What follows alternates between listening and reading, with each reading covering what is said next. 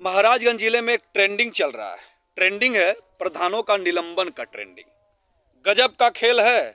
इतना शानदार कार्रवाई की जा रही है महाराजगंज जिले के जिलाधिकारी जी के द्वारा कि अगर ऐसा ट्रेंडिंग चलता रहा तो आए दिन, हर दूसरे दिन, हर तीसरे दिन एक न एक हर एक प्रधान के हाथों में निलंबन का सर्टिफिकेट, प्रमाण पत्र मिलता जाएगा।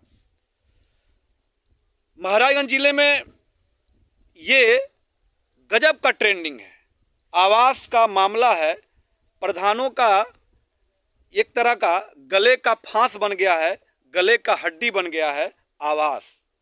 आवास की धांधली ऐसी है और होनी भी चाहिए। कार्रवाई तो बिल्कुल होनी चाहिए, कार्रवाई 100% चाहिए। लेकिन मैं कहना चाहूँगा, क्या निलंबन ही समाधान है? निलंबन जो हो रहा है महाराजगंज जिले में, लगभग दर्जनों से ऊपर प्रधानों को निलंबित कर दिया गया है आवास के मामले में। और आए दिन, हर दूसरे दिन महाराजगंज जिले के जिलाधिकारी के कार्यालय पे हर दूसरे दिन, हर तीसरे दिन कम से कम 5, 6, 7 रोज पर डे एप्लीकेशन आवास के मामले में कंप्लेन किया जा रहा है, शिकायत पहुंच रहा है। अगर देखा जाए, जब से आवास आवंटित किया गया है तब से लेकर के आज तक लगभग 1000 से 1500 से ऊपर आवास का कंप्लेन, शिकायत मेरा मानना है कि जिलाधिकारी महोदय के पास पहुंच चुका होगा और उनके ऑफिस में ऐसे कंप्लेंट पहुंच गए होंगे और कार्रवाइयां लगातार चल रही हैं। निलंबन हो रहा है प्रधानों का।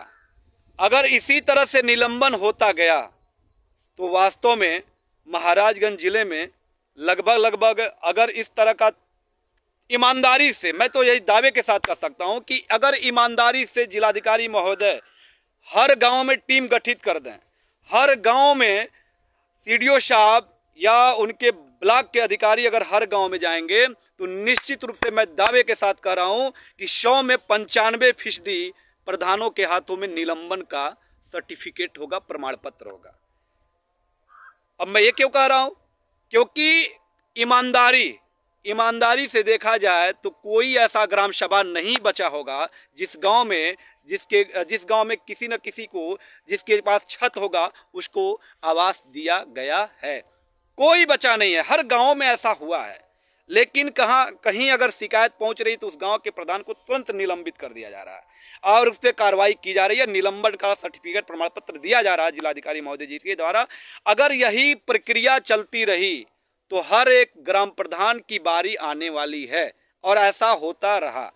लेकिन मैं पूछना चाहता हूं समाज से और अपने जनता से, मैं पूछना चाहता हूं जो भी मेरा वीडियो देख रहे हैं, क्या निलंबन ही समाधान है?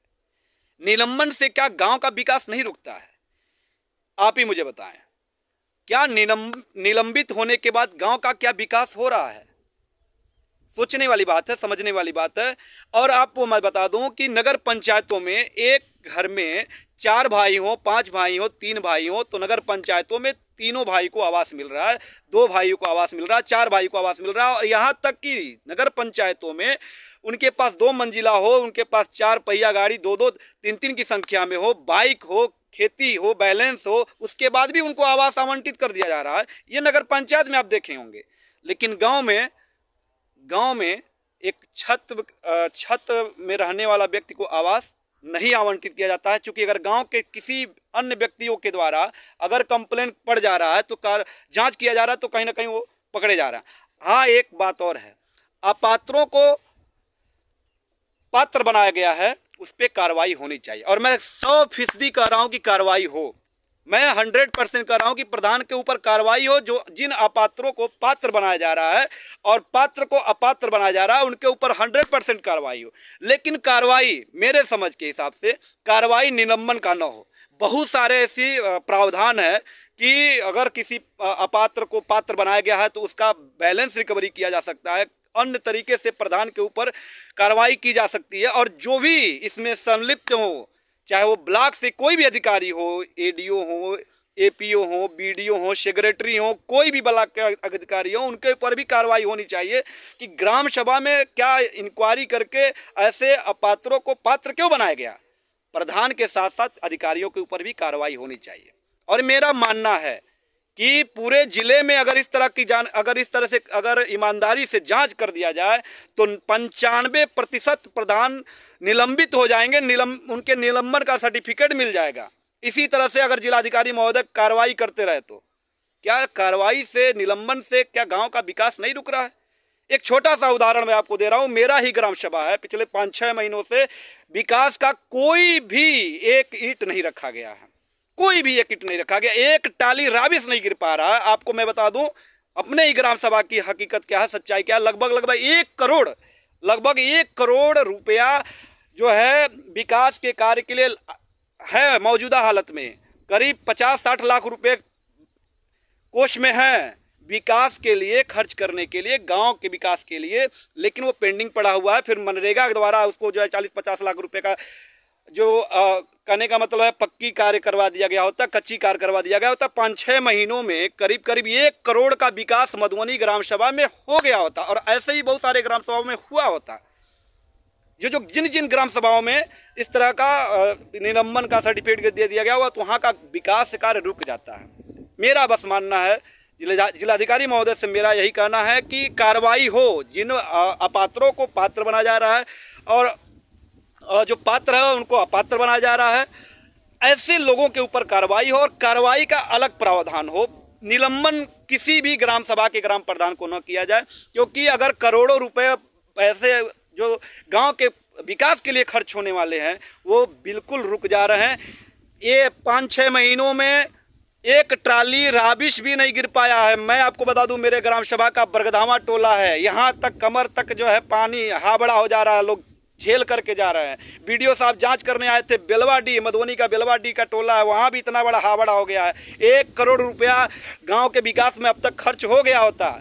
मधुबनी का प्रधान अगर निलंबित नहीं होता तो क्या गाँव की विकास नहीं होती? और एक बात और भी है, अगर कोई भी प्रधान भ्रष्टाचार हो किसी भी गांव का, पूरे जिले के बात कर रहा हूं, उस पे ऊपर कार्रवाई, हम नकेल कसिए, कार्रवाई कीजिए, निलंबित मत करिए। क्योंकि निलंबित करने के बाद ऐसा उस गांव में मतलब क्या बताया जाए, नदारद हो जा रहा है। जो भी लोग 3 सदस्यीय टीम गठित हो रहे हैं वो खुद ही नहीं समझ पा रहा कि करें तो करें क्या करें।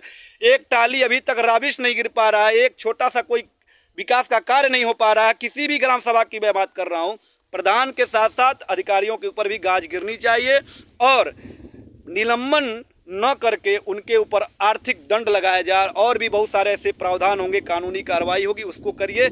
और हम विनती कर रहे हैं कि हर गांव में, ग्राम सभा में कहीं ना कहीं कोई ना कोई विरोधी होते हैं। और विरोधी, हमको तो लग रहा है कि अगर इस तरह का प्रक्रिया चलता रहा, ग्राम प्रधानों के ऊपर अगर कार्रवाई होती रही तो निश्चित रूप से हर गांव से 4 नेता निकल जाएंगे, 6 नेता निकल जाएंगे, 4 लोगों को, 5 लोगों को, 10 लोगों को लेकर के जाएंगे। और जाहिर सी बात है हर गांव में ऐसा कोई एक गांव नहीं बचा होगा जिस गांव में किसी न किसी को छत होगा, उसको आवास दिया गया होगा। और उसी 4-5 लोगों का नाम नोट करके 4-5 लोग पहुंच जाएंगे, ये चीज़ें हैं, ये चीज़ें हैं, ये चीज़ें हैं। और डीएम साहब कार्रवाई करते गए तो हमको तो लग रहा है कि पूरा महाराजगंज जिला का प्रधान लोग नील हो जाएंगे, 0 हो जाएंगे, सबके हाथों में निलंबन का सर्टिफिकेट हो जाएगा।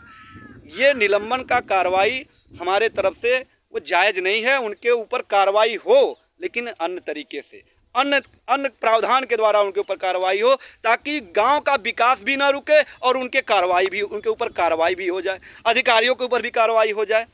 और हम तो कहेंगे कि हर गांव में अगर प्रधान कोई भी प्रधान ईमानदार नहीं है, मैं खुद कह रहा हूं कि कोई भी प्रधान ये कह दे कि 3000 रुपया के लिए सैलरी के लिए प्रधानी करने आया है, अगर वह 3000 रुपया के लिए प्रधानी करने आया है तो आखिर में वो बेचारा 20 लाख, 15 लाख, 12 लाख क्यों खर्च करता है? सबको मालूम है कि हर प्रधानी में 5 लाख से ऊपर खर्च होती है, सभी लोग पैसा खर्च करते हैं, सभी लोग जानते हैं।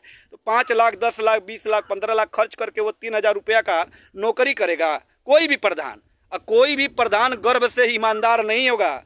जो अपने आप को ईमानदार लोग कह रहे हैं, तो मैं यही कहूँगा कि जितने भी लोग अपने आप को ईमानदारी का ढोल पीट रहे हैं कि हम ईमानदार हैं, हमको जिता दीजिए, भैया कोई भी ईमानदार जो विपक्ष के हैं, चाहे जो भी लोग हैं, वो कोई भी दूध का धुला नहीं है। कोई भी गर्व से कसम खा करके नहीं आया है पेट से ही कि हम ईमानदार हैं।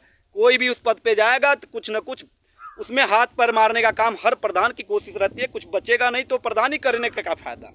तो कहीं ना कहीं हर चीज़ों को देखते हुए कि गांव का विकास भी ना रुके, उसका पेट पर्दा भी चलता रहे, प्रधानों का भी और उनके अगल बगल के भी लोग जो है सहयोगी रहते हैं उनका भी पेट पर्दा चलता रहे। गांव का विकास नहीं रुकना चाहिए, मेरा मानना ये है।